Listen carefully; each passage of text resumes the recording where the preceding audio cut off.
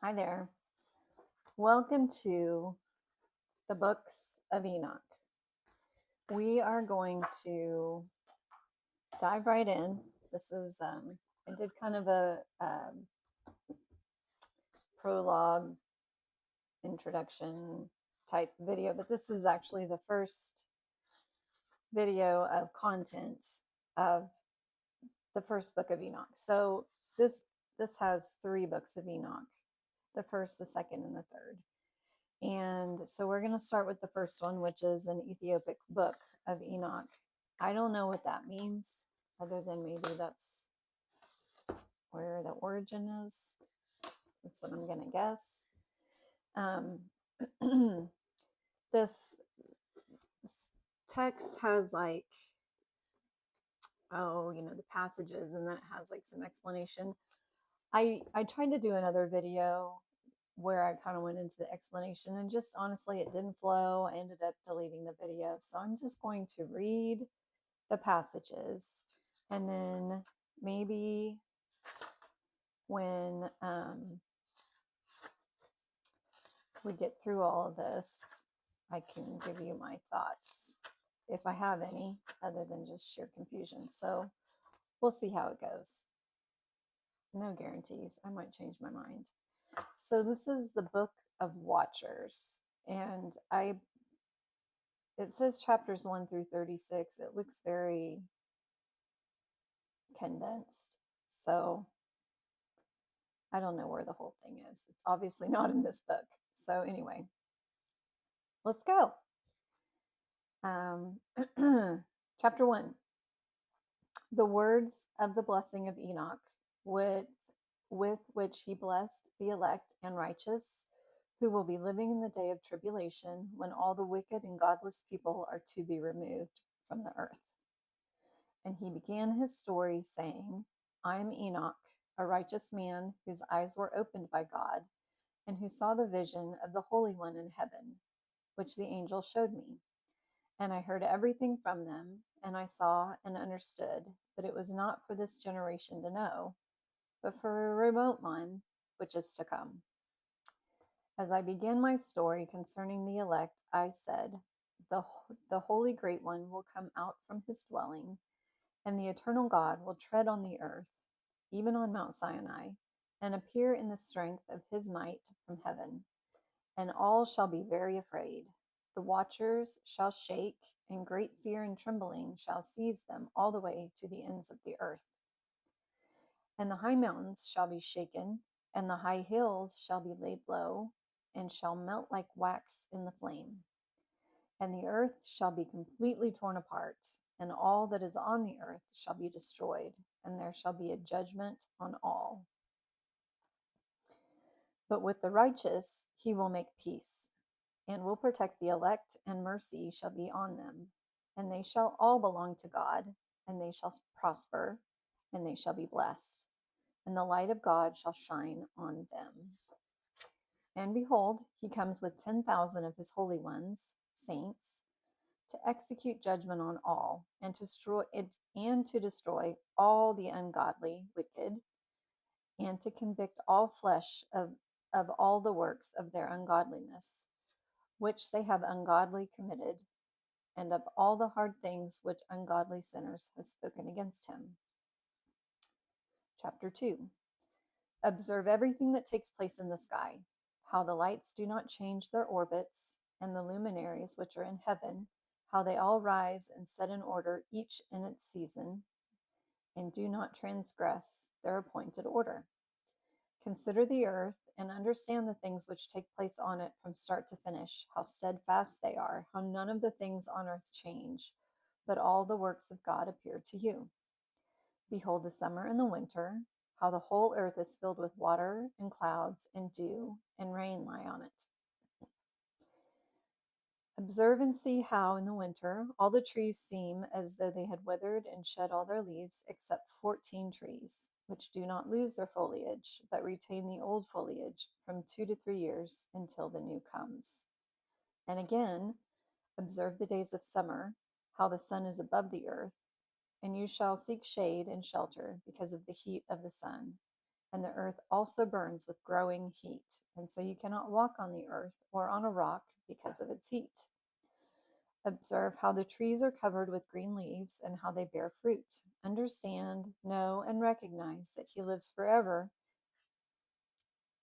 forever made them this way for you. And all His works go on before Him from year to year forever. And the work and the task which they accomplish for Him do not change, and so it is done. Consider how the sea and the rivers in the like manner accomplish their course, but do not change because of His commandments. But you have neither held to nor have you done the commandments of the Lord, but you have turned away and spoken proud and hard words with your unclean mouths against His greatness. O you hard-hearted, you shall find no peace. Therefore shall you curse your days, and the years of your life shall perish, and the years of your destruction shall be multiplied, and in an eternal curse you shall find no mercy. In those days you shall make your names an eternal curse to all the righteous, but by you shall all who curse, and all the sinners and godless shall curse you forever. And for you, the godless, there shall be a curse. And all the elect shall rejoice, and there shall be forgiveness of sins, and mercy, and peace, and forbearance, and joy. There shall be salvation for them, and good light. And for all of you sinners there shall be no salvation, but on you all shall abide a curse. But for the elect there shall be light and joy and peace, and they shall inherit the earth. And then wisdom shall be given to the elect, and they shall all live and never again sin, either through forgetfulness or through pride. But those who are given wisdom shall be humble. And they shall not again transgress, nor shall they sin all the days of their life, nor shall they die of the anger or wrath of God. But they shall complete the number of days of their lives, and their lives shall be increased in peace, and their years will grow in joy and eternal gladness and peace all the days of their lives. Chapter 6. And it came to pass when the children of men had multiplied, that in those days were born to them beautiful and fair daughters. And the angels, sons of heaven, saw and lusted after them, and said to one another, Come, let us choose wives from among the children of men, and have children with them. And Semjaza, who was their leader, said to them, I fear you will not agree to do this deed, and I alone shall have to pay the penalty of this great sin. And they all answered him and said, Let us all swear an oath and bind ourselves by mutual curses, so we will not abandon this plan, but to do this thing. Then they all swore together and bound themselves by mutual curses. And they were in all 200 who descended in the days of Jared in the summit of Mount Hermon, and they called it Mount Hermon, because they had sworn and bound themselves by mutual curses on the act. Oh, here's a note that probably is worth mentioning. Jared is the father of Enoch. Mount Hermon is located in the highest point in Israel. It covers an area of about 5,000 acres and is 2,814 meters above sea level. And these are the names of their leaders, and I'm sure that I will butcher them quite properly. Samlazaz, their leader. Aragalba, Ramiel,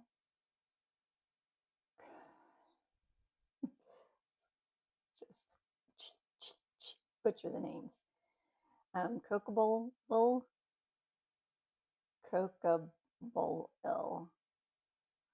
Tamlil, Ramlil, Danil, Ezequiel, Barakajil. Oh, it has some different spellings, but that doesn't matter to me at all because I have no idea. Okay. Oh, look, they have more. Haziel, Armoros, Beterel, and Enel, Zagwil, Samish, Peel, Sabtaril, Turil, Jomagil, Cyril. These are their chiefs of tens. If I was a betting person, I would bet you that I didn't say any of those right. We shall move on. And sorry if my voice is weird. If you watch my shorts, you'll see that I did get my thyroid taken out, and I'm just a little froggy still. So I'm recovering nicely, but that's the elephant in the room. So anyway, chapter 7. And all of them together went and took wives for themselves, each choosing one for himself, and they began to go into them and defile themselves with sex with them. And the angels taught them charms and spells and the cutting of roots and made them acquainted with plants. And the women became pregnant, and they bare large giants, whose height was 3,000 cubits, which I'm not really sure how tall that is. The giants consumed all the work and toil of men, and when men could no longer sustain them, the giants turned against them and devoured mankind. And they began to sin against birds and beasts and reptiles and fish, and to devour one another's flesh and drink the blood. I'm not really sure how you would sin against birds and beasts and reptiles, but I kind of don't want to know. Then the earth laid accusation against the lawless ones. Chapter 8. And Azazel taught men to make swords and knives and shields and breastplates, and taught them about metals of the earth and the art of working them, and bracelets and ornaments, and the use of antimony, and the beautifying of eyelids, and all kinds of precious stones, and all colorings and dyes. And there was great impiety, and they turned away from God, and they committed fornication, and they were led astray, and became corrupt in all their ways. Simjaza taught the casting of spells and root cuttings. Kind of sounds like witchcraft. Armeros taught counter spells, the release from spells. Barakijil taught astrology. Kokabel taught the constellations. Ezequiel, the knowledge of clouds. Araquil, the signs of the earth. Shamsiel, the signs of the sun. And Serial, the course of the moon. And as men perished, they cried, and their cry went up to heaven. Chapter 9. And then Michael, Uriel, Raphael, and Gabriel looked down from heaven and saw much blood being shed on the earth, and all lawlessness being done on the earth. And they said to each other, let the cries from the destruction of earth ascend up to the gates of heaven. And now to you, the holy ones of heaven, the souls of men, make their petition, saying, bring our cause before the Most High. And they said to the Lord of the ages, Lord of lords, God of gods, King of kings, and God of the ages, the throne of your glory endures through all the generations of the ages, and your name holy and glorious and blessed to all the ages. You have made all things, and you have power over all things, and all things are revealed and open in your sight, and you see all things, and nothing can hide itself from you. Look at what Azazel has done, who hath taught all unrighteousness on earth, and revealed the eternal secrets which were made and kept in heaven, which men were striving to learn. And Simjaza, who taught spells, to whom he gave authority to rule over his associates. And they have gone to the daughters of men on the earth, and they have had sex with the women, have defiled themselves, and revealed to them all kinds of sins. And the women have borne giants, and the whole earth has thereby been filled with blood and unrighteousness. And now, behold, the souls of those who have died are crying out and making their petition to the gates of heaven, and their lament has ascended and cannot cease because of the lawless deeds which are done on the earth. And you know all things before they come to pass, and you see these things, and you have permitted them, and say nothing to us about these things. What are we to do with them about these things? I kind of feel like this is a good place to break, because I feel like it's been a crescendo. What are they to do? So I will mention, jury's out on my feelings on this book. I have watched a video on the Books of Enoch, and it is very enlightening. But I will say that I kind of feel weird reading it because, you're raised by believing that the Bible is the one and only accurate rendering of God's word. Um, but I feel a little naive in the same respect because I know that the Bible has been altered by man over time. And so I think this is going to probably crack my mind wide open and make me question a few things, which is probably good. Um, but that's how I feel for now. Anyway, I'll jump on again tomorrow and we'll read some more. But right now, the angels, chosen ones, angels, I think, mated with women and made giant babies, and the giants are awful, and they defile man and beast alike, and things aren't good. That's where we're at. Till next time.